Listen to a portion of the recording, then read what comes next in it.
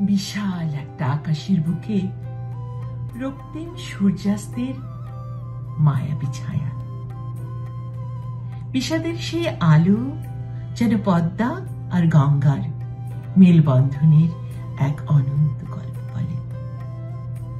গঙ্গার শান্ত নির্মল স্রোত পবিত্রতার প্রতীক, যেন পৃথিবীর সকল পাপ ধুয়ে নিয়ে যায়। তার কোমল ছোঁয়ায় জমি হয়ে ওঠে উর্বর, প্রাণ জাগে শস্যক্ষেত্রে। অন্যদিকে পদ্মা এক সাহসী কন্যা, তারুণ্যের দুরন্ত উচ্ছ্বাস নিয়ে ছুটে চলে অজানা পথ ধরে। তার গর্জনে উঠে আসে নতুন দিনের গান। গঙ্গার স্থিরতা আর পদ্মার উচ্ছ্বাসের এই বৈপরীত্যই তাদের মিলনের সৌন্দর্যকে মহান করে তোলে। এক বিষণ্ণ বিকেলে যেন তাদের সেই মেল বন্ধনের সাক্ষী হয়ে রয়ে যায়। কিন্তু পৃথিবী কি এতটাই সহজ? পদ্মা আর গঙ্গার মতোই দুটি আত্মার গল্প শুরু হয়েছিল 2018-তে ঢাকার এক চলচ্চিত্র উৎসবে। এক ছোট্ট ক্যাফের কোণে, যেখান থেকে জীবন যেন নতুন করে বাঁধা শুরু করেছিল। শ্রেয়া কলকাতার মেয়ে, তার লোকগানের জাদুকরী কণ্ঠ প্রতিটি সুরে ভালোবাসার আলো জ্বালায়। আর ফরহাদ ঢাকার ছেলে, কবিতা আর গানে যিনি সৃষ্টি করেন এক নতুন ভোরের আভাস।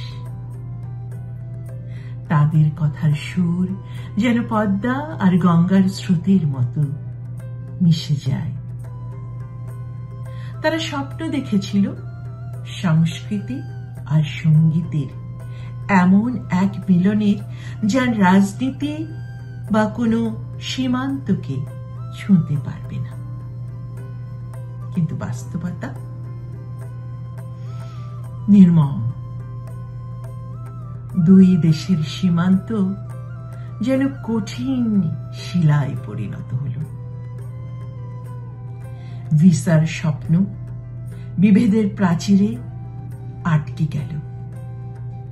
মিডিয়ার বিদ্বেষপূর্ণ ভাষায় তাদের প্রেম রূপ নিল রাজনীতির ষড়যন্ত্রে।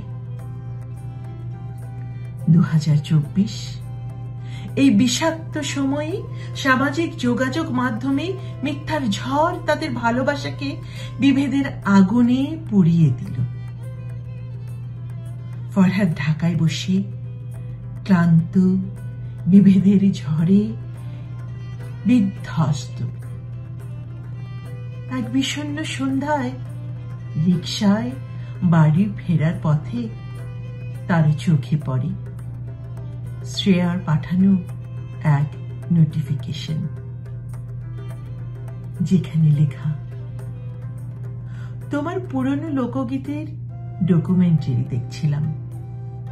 যেন আমাদের সেই ভালোবাসা প্রতিটি সুরে, প্রতিটি শব্দে জীবিত আছে।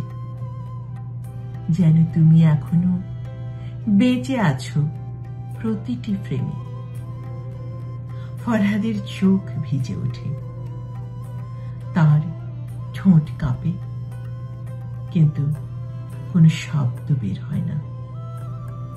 মনে মনে প্রতিধ্বনি শোনা যায়, পদ্মা আর গঙ্গার মতো আমাদের ভালোবাসাও চিরন্তন। কোনো রাজনীতি, কোনো বিভাজন আমাদের স্পর্শ করতে পারবে না। আমরা শিল্পে, সঙ্গীতে, কবিতায় চিরকাল বেঁচে থাকব। বিশাল আকাশের নিচে যেখানে সূর্য অস্ত যায়, পদ্মা আর গঙ্গার মতো শ্রেয়া ও ফরহাদের গল্প কোনো সীমান্ত মানে না।